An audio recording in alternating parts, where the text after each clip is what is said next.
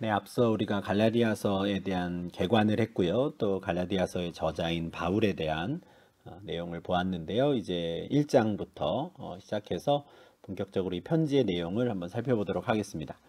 1절에서 바울은 본인을 이렇게 소개합니다. 사람들에게서 난 것도 아니요 사람으로 말미암은 것도 아니요 오직 예수 그리스도와 그를 죽은 자 가운데서 살리신 하나님 아버지로 말미암아 사도된 바울은입니다. 본인에 대한 설명이 굉장히 길지요.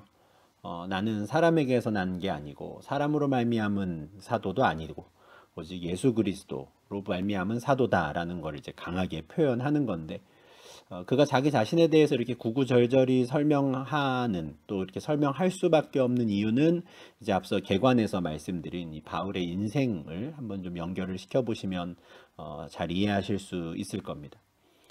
말씀드린 대로 이제 바울이 가서 복음을 전하는 곳곳마다 유대주의자들이 계속 따라다녔고, 또 유대인들이 이제 바울을 계속 비방하는 일들이 있었거든요. 항상 바울의 사도성을 부인했고요. 바울은 사도가 아니다 라는 이야기를 계속 하던 사람들이 있었습니다. 그러다 보니 바울은 계속해서 자기를 변호해야 되는 상황이었어요. 아마 말로도 했을 거고요. 이렇게 편지를 쓸 때마다 또 스스로를 변호하는 말들을 해야 했습니다. 사실 갈라디아서의 전반부는 바울이 자기 변호라고 할 수도 있어요.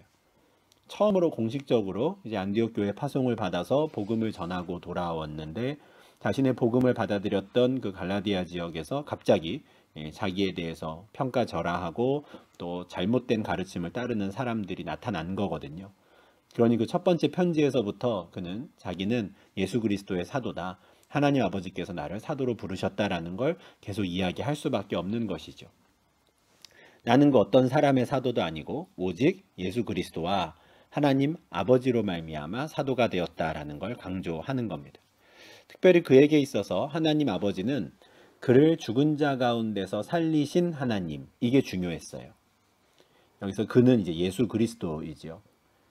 바울은 원래 하나님을 알고 있었습니다. 그는 바리새인 중에 바리새인, 히브리인 중에 히브리인이었지요. 여호와 하나님, 구약 성경을 통해서 그는 여호와 하나님을 알고 있었어요. 그런데 그 하나님이 하신 많은 일들 중에 이제 그에게 있어서 참 중요한, 가장 중요해진 것은 그 하나님이 예수를 살리셨다라는 거예요. 하나님께서 직접 예수를 살리심으로써 예수가 우리의 그리스도이심을, 우리의 메시아임을 직접 선포하셨다라는 게 중요한 거죠. 그러니 이제 바울은 원래 본인이 섬기던 하나님뿐만 아니라 예수 그리스도를 섬기는 자가 된 것입니다. 그리고 그 예수 그리스도와 하나님 아버지로 말미암아 내가 사도가 되었다 하는 거죠. 개관할 때 말씀을 드렸다시피 다메섹으로 가는 그 길에 나는 내가 박해하는 예수다라고 하며 나타났던 그 부활하신 예수를 만난 것이 이제 바울의 인생을 완전히 바꾼 것이죠. 그때부터 그는 예수 그리스도와 하나님 아버지의 사도가 되어서 이제 살기 시작했습니다.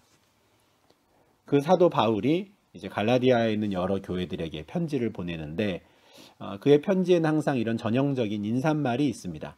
우리 하나님 아버지와 주 예수 그리스도로부터 은혜와 평강이 있기를 원하노라 하죠. 하나님 아버지와 주 예수 그리스도 누굽니까? 자기의 주인이죠. 본인이 이제 그 하나님 아버지와 예수 그리스도로 말미암아 사도가 되었다 했는데, 나를 사도로 부르신 그분이 여러분에게도 은혜와 평강을 주시기를 원합니다. 이렇게 축복하는 거예요. 전형적인 바울 서신의 그 인사말입니다. 거의 모든 바울 서신에 이와 같은 인사말이 들어가 있고, 특별히 은혜와 평강이라고 하는 이 두 단어가 항상 같이 나옵니다. 바울에게 있어서 이건 참 중요한 요소였던 것 같아요. 그런데 우리가 꼭 기억해야 될 건 뭐냐면 은혜와 평강의 순서가 바뀌지 않는다는 겁니다. 은혜는 하나님의 은혜이고요. 그 하나님의 은혜를 받은 자들만이 세상이 줄 수 없는 참된 평안, 샬롬을 누린다는 것이죠. 그래서 은혜와 평강이라고 하는 이 두 단어를 그는 즐겨 사용하며 성도들을 축복하는데, 이 순서는 절대 바뀌지 않습니다. 은혜와 평강을 기원하는 거죠. 이게 뭐 전형적인 인사말이라고 하지만 아마 바울은 진심으로 자기의 편지를 받는 성도들이 하나님 아버지로부터 또 예수 그리스도로부터 은혜와 평강을 받을 수 있기를 또 간절히 바랬습니다. 4절과 5절에는 자신을 사도로 부르신 그리스도께서 어떤 분이신지, 또 그분이 어떤 일을 하셨는지에 대해서 짧게 고백하며 찬양하는 내용이 있습니다. 이것도 역시 이제 바울 서신의 시작 부분, 도입 부분의 전형적인 패턴인데요. 먼저 이제 편지를 받는 사람들에게 문안을 하고요. 그들을 축복하는 말로 인사를 하고, 그리고 예수 그리스도에 대한 찬양, 하나님 아버지에 대한 찬양이 나옵니다.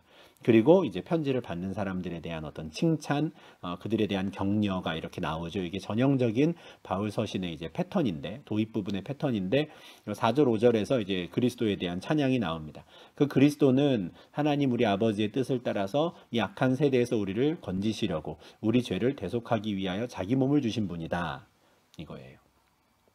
이런 문장을 볼 때마다 참 바울이 머리가 좋은 사람이구나, 참 지혜롭게 정말 필요한 내용들, 꼭 있어야 하는 내용들을 이 한 문장 안에 잘 담는구나 라는 생각을 늘 하게 되는데, 예수께서 행하신 일은 혼자 한 일이 아니에요.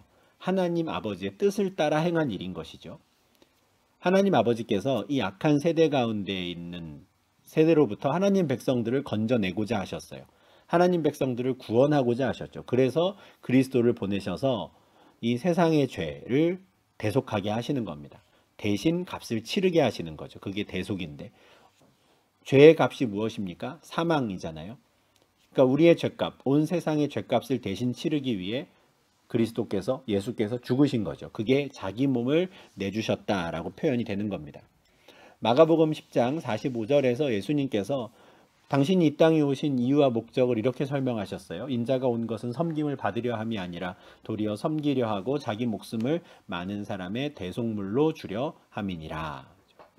그러니까 예수님께서 이 땅에 오신 목적 자체가 당신의 목숨을 많은 사람들의 대속물로, 그러니까 다른 사람들, 많은 사람들의 죄값을 치르기 위한 죽음이 이제 오신 목적이라는 거죠.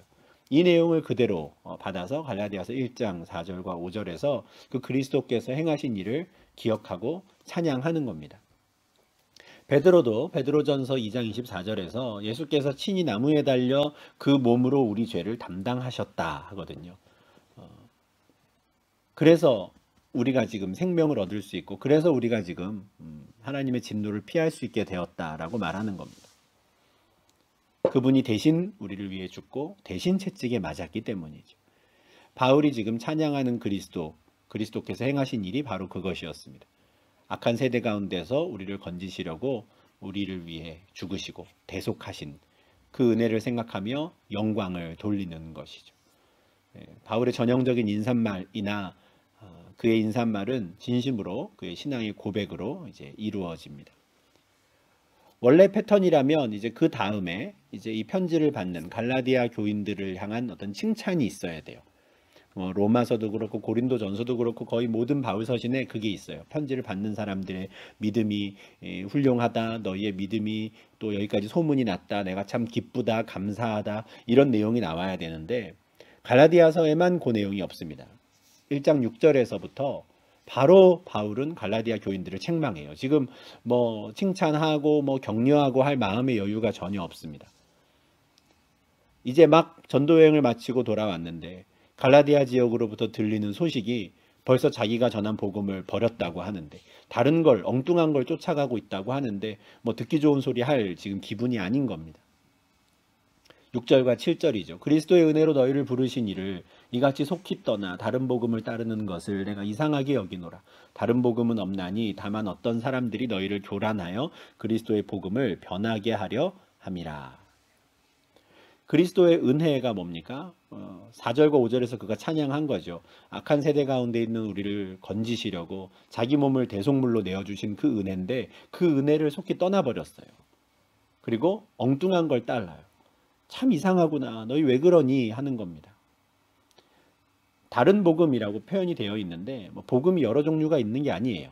다른 복음은 없다는 거죠. 내가 너희에게 전해주었던 그 복음만이 유일한 진리의 복음이고 다른 건 다 가짜다, 이런 뜻이에요. 그럼 그 가짜 복음이라고 말하니까 조금 그런데요. 그러니까 그 거짓된 가르침을 전하는 사람들은 그러면 왜 그런 일을 하느냐? 다른 목적이 없어요.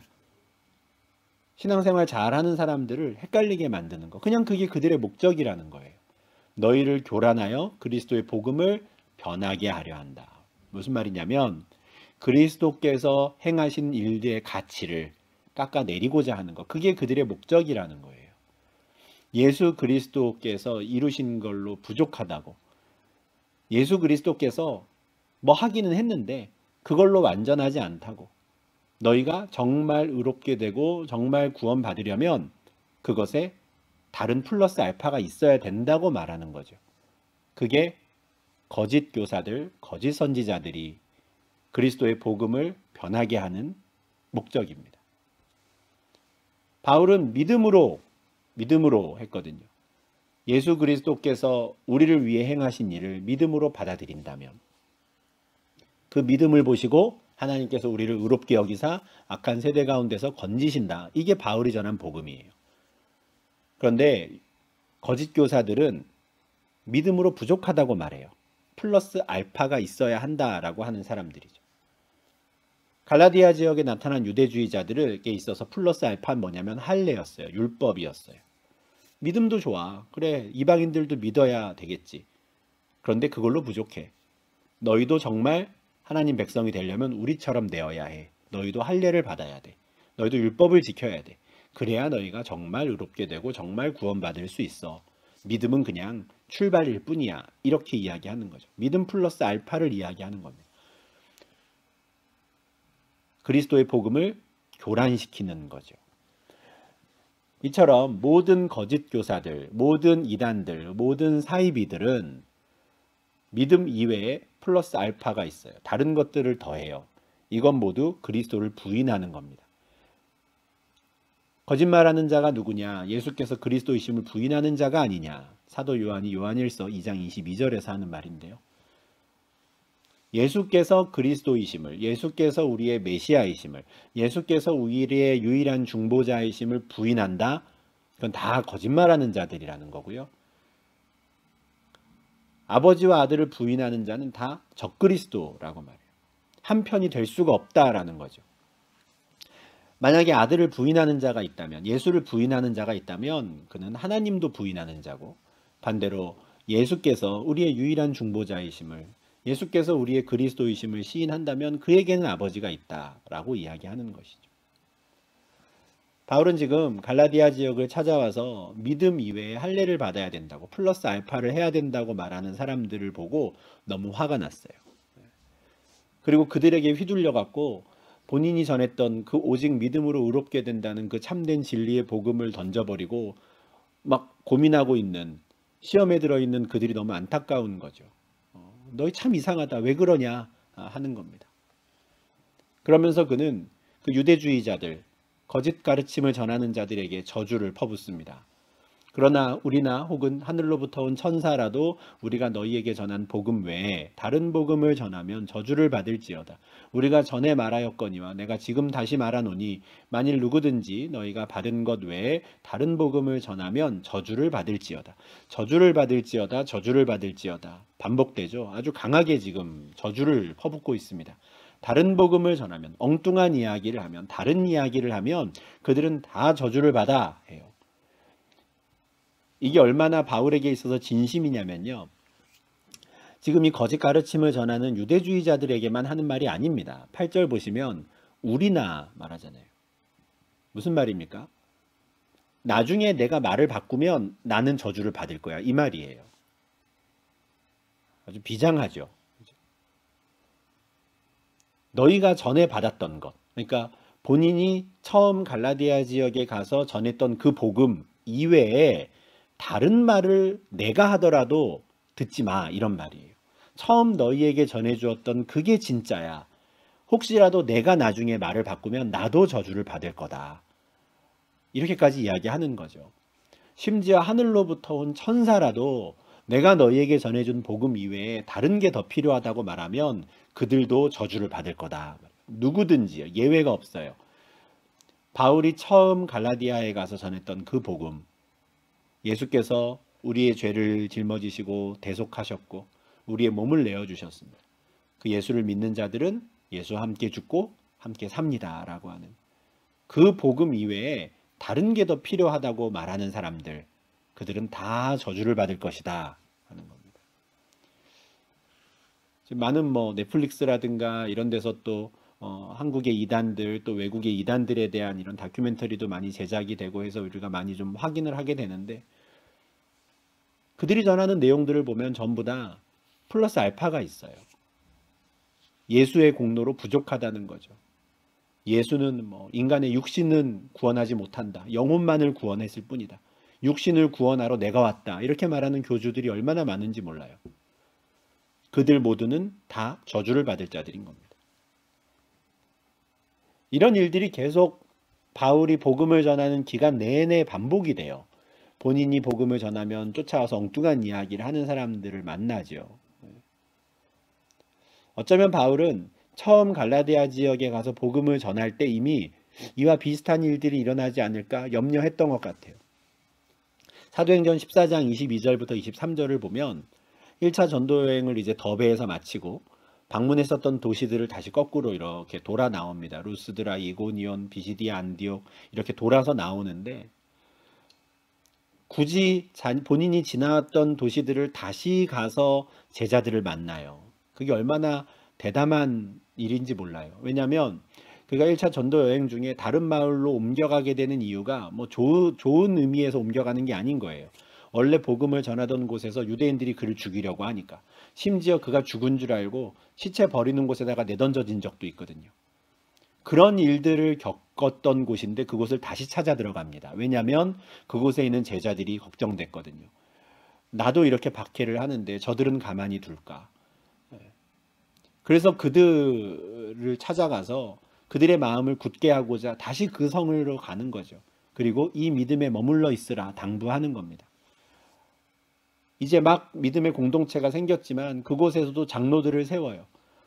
특별한 역할을 맡기고 성도들이 믿음에 머물러 있도록 잘 지켜야 한다고, 격려해야 한다고 역할도 맡기죠. 그렇게 신신당부하고 왔는데 금세 그들이 엉뚱한 걸 쫓아가고 있으니 지금 바울이 애가 타는 겁니다. 사도행전 20장에서도 바울은 비슷한 당부를 에베소의 장로들에게 하지요. 내가 떠나면 사나운 이리가 여러분 가운데 올 겁니다. 아니면 심지어 여러분 중에서 함께 신앙생활 하던 사람들 중에도 어그러진 말을 하는 사람들이 나타날 겁니다. 그런 사람들은 대체 왜 그러느냐? 자기를 따르게 하려고 그렇게 한다라는 거죠.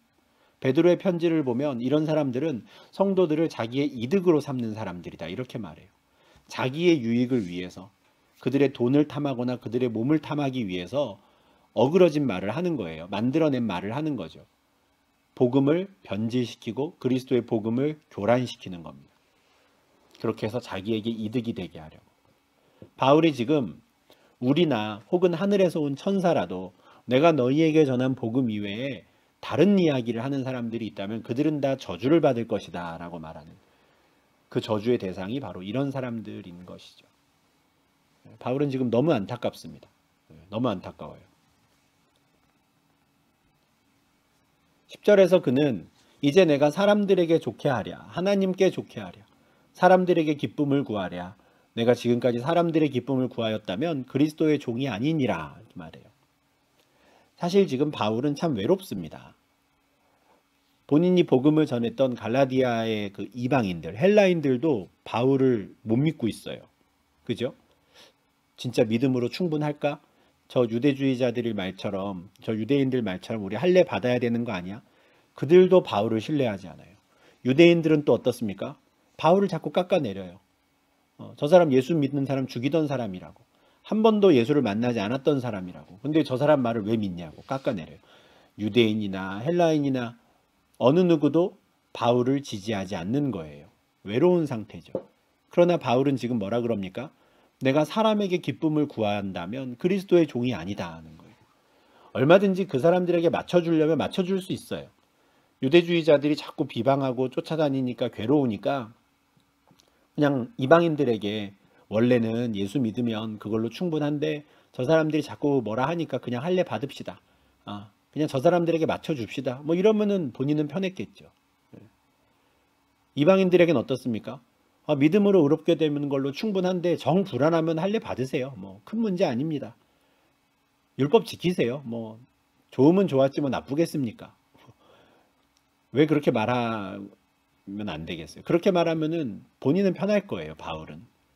근데 내가 그렇게 할 수 없다라는 거죠. 왜냐하면 본인은 사람으로 말미암은 사도가 아니거든요.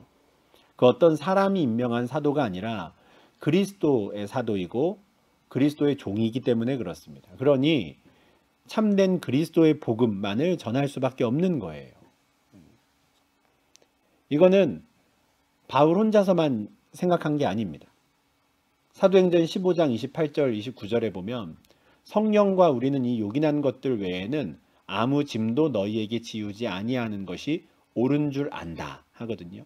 이게 뭐냐면 사도행전 15장에서 유대주의자들이 와서 안디옥 교회도 막 들쑤셔 놓고 하니까 안디옥 교회가 공식적으로 바울과 바나바를 예루살렘으로 보내요. 예루살렘에 있는 사도들과 잘 이야기해봐라. 정말 참된 복음이 뭔지. 그곳에서 결정되는 대로 우리가 따르겠다 하거든요. 왜냐하면 자꾸 유대주의자들이 와갖고 할례 받으라고 하니까 이방인들이 괴로운 거예요. 그래서 바울과 바나바가 예루살렘에 와서 예루살렘에 있는 그 다른 사도들, 예수님의 12 제자들이죠. 그들과 함께 또 예루살렘 교회 장로들과 함께 회의를 합니다. 정말 이방인들에게 할례가 필요하냐? 회의를 해요. 그 결론이에요. 28절이. 아무 짐도 이방인들에게 지우지 않는 게 좋다. 이거는 사람의 결정이 아니라는 겁니다. 성령과 우리는 이렇게 결정하기로 했다 하는 거예요. 할례 받을 필요 없어 하는 거예요. 다만 유대인들을 위해서 함께 신앙생활하는 유대인들을 위해 우상의 제물, 피, 목매어 죽인 것, 음행 이런 건 너희가 안 하면 좋겠어. 이렇게 권면하는 것 외에는 그 어떤 것도 의무로 짐을 부과할 것이 없다가 결론인 거예요. 안타까운 건 뭐냐면 지금 이 편지를 보내고 있는 이 시점에는 아직 이 예루살렘 회의가 열리기 전이라는 거예요. 사실 이 회의가 있은 이후에 회의에서의 결론이 정해진 이후에 만약에 갈라디아에 편지를 보냈으면 막 바울이 이렇게 구구절절히 편지를 쓸 필요도 없었을 거예요. 내가 예루살렘에서 사도들이랑 다 이야기해봤는데 그들이 틀렸어. 내가 맞아. 이렇게 결정했다니까 라고 그냥 공식적인 문서를 그냥 보내주면 끝나는 거였어요. 근데 개관에서 말씀드렸지만 이 갈라디아서는 언제 쓴 겁니까? 14장 마지막 14장 28절의 그 상황에서 쓴 거거든요. 아직 15장의 예루살렘 회의가 열리기 전인 겁니다. 그러니 이방인 그리스도인들이 할례 받을 필요 없다라고 하는 거, 그 어떤 짐도 지지 않아도 된다라는 말을 혼자서 구구절절히 해야 되는 거예요. 약자의 입장에서 바울이 자기 스스로를 디펜스하며 자기 스스로에 대한 변명도 해가며 억지로라도 이방인들을 설득해야 하는 것이죠. 참 안타까운 일입니다. 바울은 11절과 12절에서 자기가 전한 복음은 예수 그리스도의 계시로 말미암은 것이다 이렇게 이야기해요. 형제들아 내가 너희에게 알게 하노니 내가 전한 복음은 사람의 뜻을 따라 된 것이 아니니라. 이는 내가 사람에게서 받은 것도 아니요 배운 것도 아니요 오직 예수 그리스도의 계시로 말미암은 것이라. 너희가 참 이상하다 하긴 했지만 여전히 바울은 그들을 사랑합니다. 형제들아 이렇게 이야기하죠. 내가 너희에게 전한 건 사람의 뜻을 따라 된 것이 아니야 말이에요. 내가 만들어낸 말이 아니야 이런 뜻이죠. 나는 오직 예수 그리스도께 계시로 받은 것, 예수 그리스도께서 나에게 말씀하신 것, 그것만을 너희에게 전한 거야. 그러니 안심해도 돼. 내가 너희에게 전한 대로 오직 그 믿음에 머물러 있어 말하는 겁니다.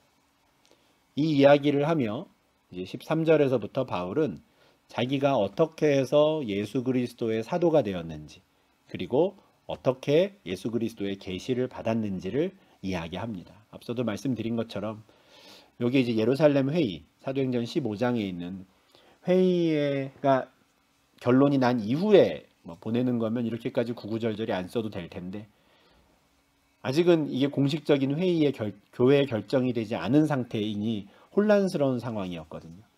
그러니 이제 바울이 자기를 변호할 수밖에 없는 겁니다. 나는 사람의 뜻을 따라서 된 사도도 아니고 내가 전한 복음은 그 누군가에게 배운 것도 아니고 오직 예수 그리스도께 받은 것이다. 그 이야기를 이제 합니다.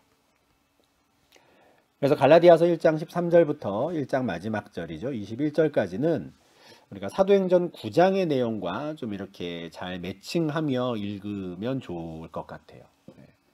갈라디아서 1장 13절부터 21절까지 바울이 자기가 처음으로 부활하신 예수님을 만났을 때, 그리고 그 이후에 어떤 일이 있었는지를 아주 간략하게 이야기를 하는데, 이 내용이 이제 주로 사도행전 9장에 있거든요. 그래서 좀 왔다 갔다 하면서 볼 텐데, 필요하신 대로 이제 각 구절마다 옆에 좀 관련 구절들을 좀 적어 두시면 나중에 갈라디아서나 사도행전을 보실 때 좀 도움이 되실 것 같습니다. 먼저 그는 1장 13절에서 예수를 만나기 이전의 자기의 삶에 대해서 이렇게 고백해요. 내가 이전에 유대교에 있을 때 행한 일을 너희가 들었거니와 하나님의 교회를 심히 박해하여 멸하고 내가 내 동족 중 여러 연갑자보다 유대교를 지나치게 믿어 내 조상의 전통에 대하여 더욱 열심히 있었다 말하죠. 부활하신 예수를 만나기 이전에 자기가 유대교에 있었다 이렇게 표현을 해요. 사실 우리는 이제 유대교라는 말을 자주 쓰지만 낯설은 표현이 아니지만 사실 신약 성경에서는 굉장히 드문 단어입니다. 유대교라고 하는 이 단어가 굉장히 드물게 등장하는데 바울이 이 단어를 써요. 유대교. 그런데 바울이 생각하는 유대교는 뭐냐면 내 조상의 전통이에요. 생각이 완전히 달라진 거죠.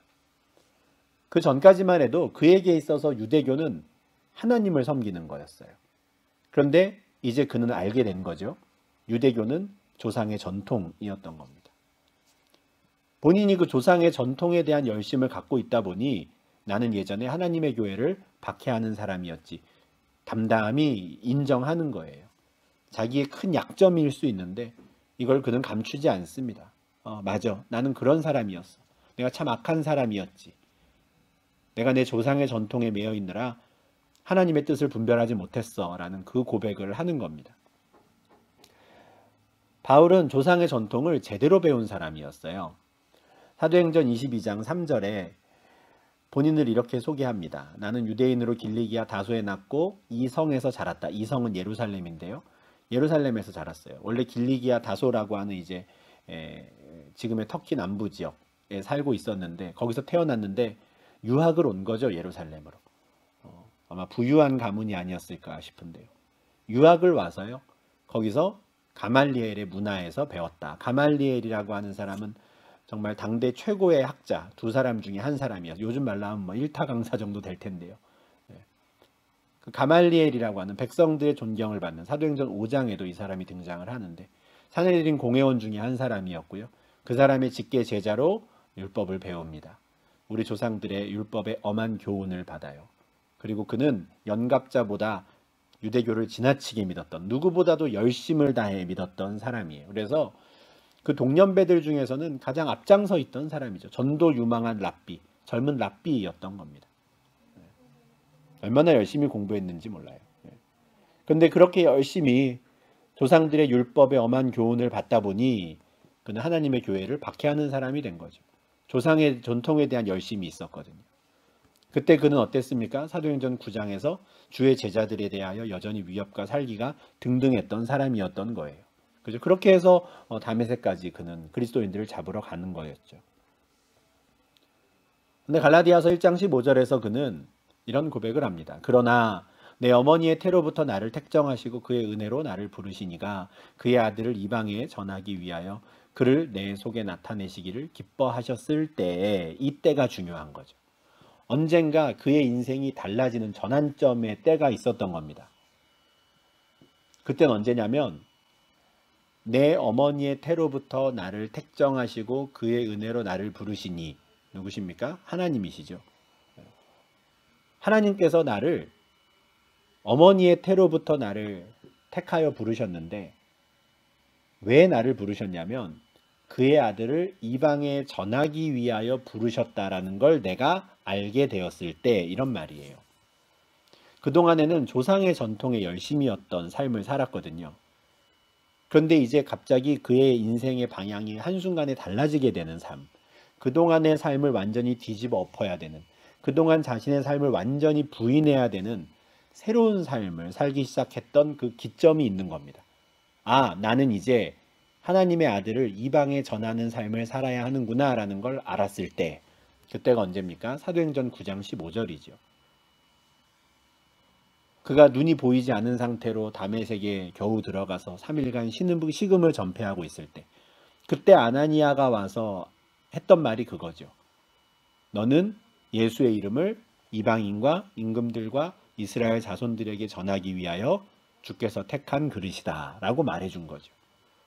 이걸 그때 깨달은 겁니다. 아, 나는 예수의 이름을 이방인들에게 전하는 삶을 살아야 하는구나 라는 걸 깨닫게 된 거죠. 그게 바로 그때예요.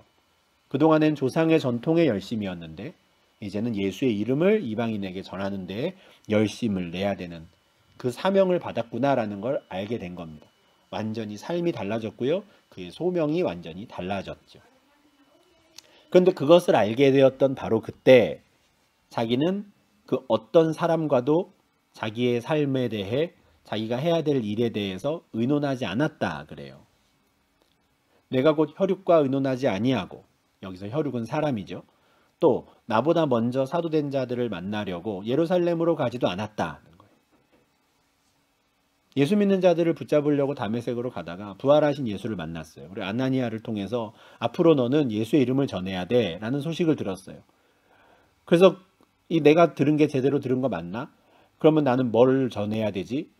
예수는 어떤 사람이었지? 난 이제 알아야 되는데, 배워야 되는데, 예수가 이 땅에서 뭘 했는지 나는 아직 모르는데, 그러면 그걸 배우기 위해서 예루살렘으로 가서 사도들을 만나야 되나? 그럴 수 있었겠으나 그렇게 하지 않았다는 거예요. 그는 예루살렘으로 가지도 않았어요. 지금 이 16절, 17절에서 바울이 말하고 싶은 건 뭐냐면, 내가 부활하신 예수를 만난 이후에 예수의 복음을 전하기 위해, 예수의 이름을 전하기 위해서 그 어떤 사람과도 만나지 않았다는 거예요. 어떤 사람으로부터도 배우지 않았다는 거. 복음을 배우지 않았다는 걸 말하고 싶은 겁니다. 1장 1절의 시작도 그랬잖아요. 사람들에게서 난 것도 아니요 사람으로 말미암은 것도 아니요. 11절과 12절에도 그랬습니다. 내가 전한 복음은 사람의 뜻을 따라 된 것이 아니니라.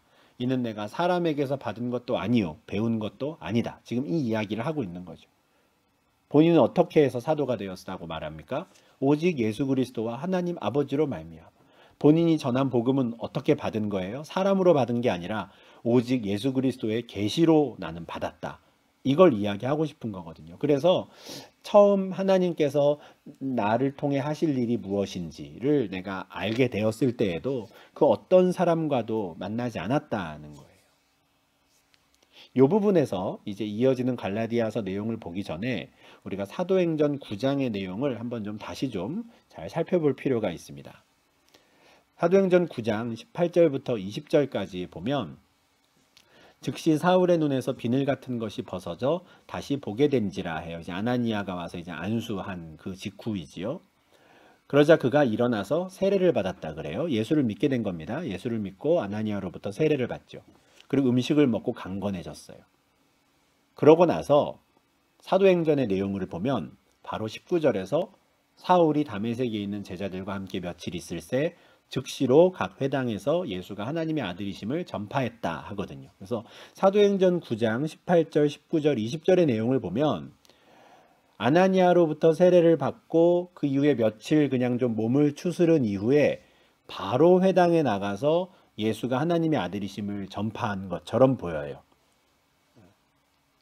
그러니까 이 사도행전의 내용을 보면 그동안에는 예수 믿는 사람을 잡아 죽이던 사람이 한순간에 달라졌는데 이게 그냥 며칠 사이에 그냥 다 이루어진 것처럼, 그 며칠 사이에 바울이 예수가 어떤 사람인지 완전히 알게 된 것처럼 그렇게 표현이 되어 있거든요. 그런데 갈라디아서 1장에 보면 다른 내용이 좀 있습니다. 아까 보았던 말씀이죠.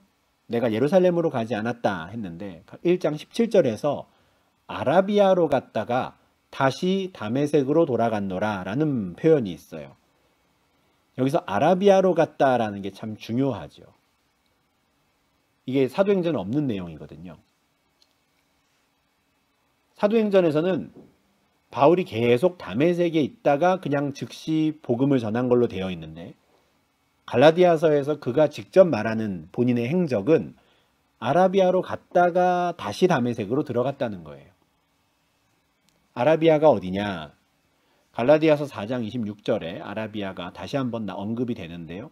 아라비아에 있는 시내산이라는 표현이 있어요. 우리가 아는 그 시내산이 이제 아라비아에 있다 이렇게 하는데, 그 당시에 이제 유대인들이 말하던 1세기 당시에 이제 아라비아는 굉장히 넓습니다. 넓은 범위가 이제 다 아라비아인데, 요게 이제 지도인데, 지도에서 이제 예루살렘이 여기고요. 바울이 이제 예수 믿는 사람을 잡으러 갔던 다메섹이 다마스쿠스입니다. 지금 시리아에 있는 도시죠. 그래서 다마스쿠스에서 그가 아라비아로 가요. 그 앞서 얘기한 게 뭡니까? 나는 예루살렘으로 가지 않았다 이거예요. 그죠? 사람을 만나러 가지 않았어. 나는 아라비아로 갔어. 인데 만약에 시내산이라면 남쪽으로 갔을 것인데 너무 멀어요. 남쪽으로 가기엔. 그래서 아마 동쪽으로 가지 않았을까라고 생각하는 분들도 있어요. 다 아라비아거든요. 근데 중요한 건 뭐냐면 그 아라비아가 뭐 남쪽이냐 동쪽이냐가 중요한 게 아니고요. 여기서 말하는 아라비아는 광야입니다. 그러니까 사람이 없는 곳이에요.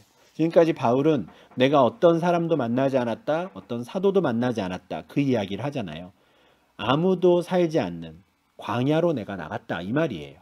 아라비아로 간 겁니다. 그 아라비아로 갔다가 다시 다메섹으로 돌아와요. 그 아라비아에서 무엇을 하였을까? 저는 바울이 그 아라비아에 있을 때 예수께서 계시로 그에게 복음을 들려주셨다라고 생각합니다. 그리고 그 기간이 며칠이 아니에요. 상당히 긴 시간입니다. 우리가 나중에 보겠지만 갈라디아서에서는 3년이라는 표현이 나와요.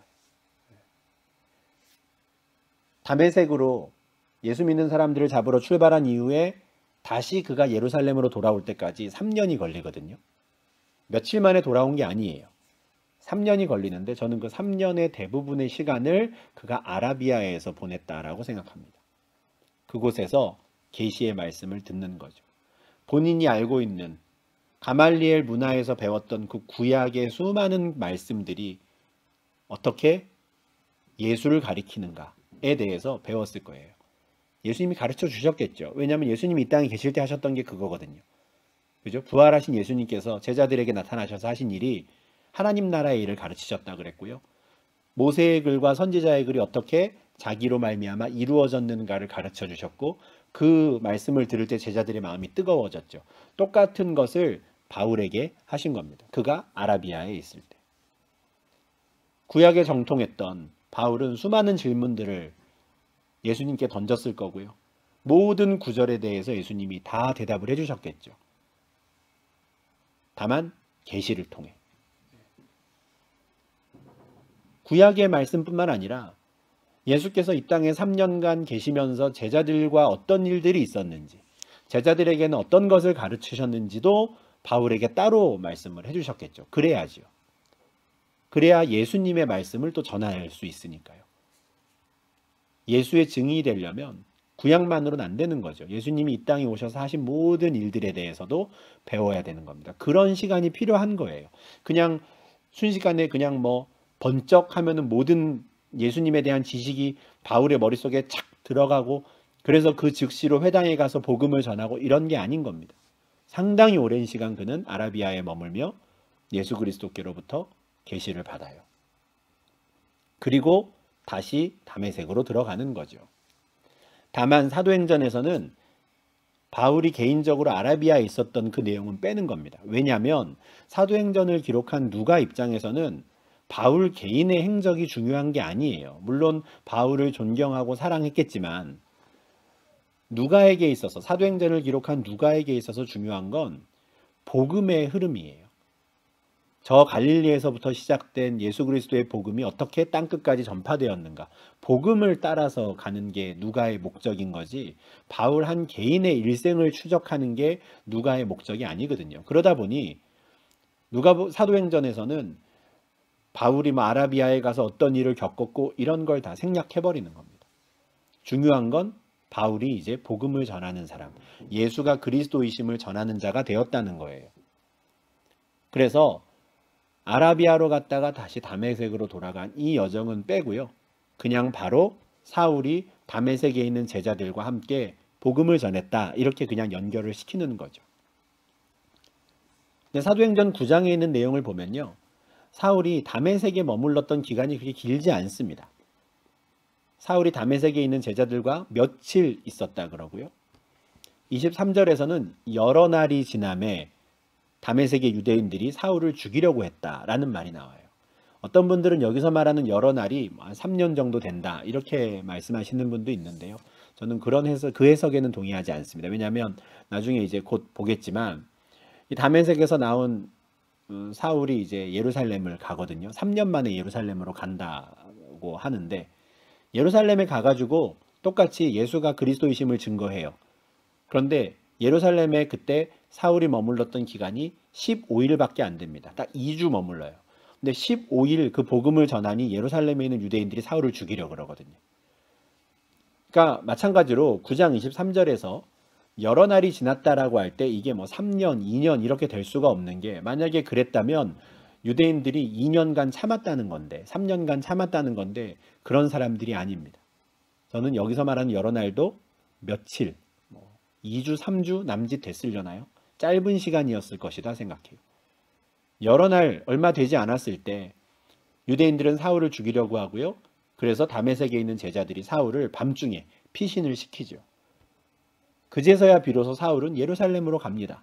다메섹에 있을 수가 없으니까요. 근데 예루살렘으로 가서 제자들을 만나려고 하는데 제자들이 겁이 나서 안 만나요. 3년 전에 예루살렘에 있는 성도들 잡아 죽였던 사람이 갑자기 나타나가지고 나 예수 믿어요 하는데 그걸 못 믿겠다 하는 것이죠. 제가 자꾸 3년간 했는데 이게 갈라디아서 1장 18절에 그 3년이 나옵니다. 그 후가 뭐냐면 아라비아로 갔다가 다메섹으로 다시 들어갔죠. 그 후에 3년 만에, 그러니까 다메섹으로 가는 길에 예수를 만나고 부활하신 예수님을 만나서 내가 이제 그 아들의 이름, 예수의 이름을 이방인들에게 전해야 되는구나 라는 걸 알게 된 그때부터 3년 만에 예루살렘에 가는 겁니다. 여기서 게바는 베드로죠. 다메섹에 있는 유대인들이 자기를 죽이려고 하니까 밤중에 피신해서 예루살렘으로 가는 거예요. 거기서 15일을 머물렀다 하죠. 그죠? 근데 15일을 머무는 동안 주의 형제 야고보 외에 다른 사도들을 보지 못했다 해요. 왜 못 만났을까? 아까 보았던 그 사도행전 9장 말씀이죠. 예루살렘에 가서 제자들을 만나고 싶었거든요. 그런데 그들이 다 두려운 거예요. 사울이 제자됨을 믿지 않은 거죠. 3년 만에 나타났는데 갑자기 예수 믿는다 하니, 물론 다메섹으로 그리스도인들을 잡으러 갔던 사울이 어느 순간 사라졌다라는 소식은 들었을 거예요. 다메섹에 있는 그리스도인들이 험한 일을 당하지 않았다, 박해를 당하지 않았다는 소식은 들었을 겁니다. 그렇다고 해서 사울이 갑자기 예수를 믿게 됐다, 이걸 못 믿는 거예요. 겨우 바나바가 나타나가지고 이제 중재를 좀 하죠. 이 사람이 어떻게 예수를 만났는지, 또 다메섹에서 어떻게 예수를 전했는지 겨우겨우 중재하니까 아까 갈라디아서에 있는 것처럼 주의 형제 야고보, 그 당시 예루살렘 교회 이제 지도자였던 야고보를 좀 한번 만나는 정도 외에는 다른 사람들을 못 만난 거죠. 그렇지만 사울은 뭐 자기 할 일을 또 합니다. 예루살렘에서 주 예수의 이름을 담대히 말하고 전파하는 거죠. 변론도 하고요, 토론도 하고요. 그러자 아까 말씀드린 대로 그 예루살렘에 있는 유대인들이 또 사울을 죽이려고 하는 거예요. 아까 갈라디아서 1장 19절에서 사울이 지금 예루살렘으로 3년 만에 방문해서 15일 있었다 그랬거든요.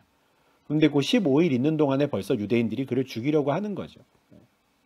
그래서 아까 그 다메섹에서도 여러 날 있었다라고는 하지만 그 여러 날이 그렇게 길지 않았을 것이다 하는 거예요.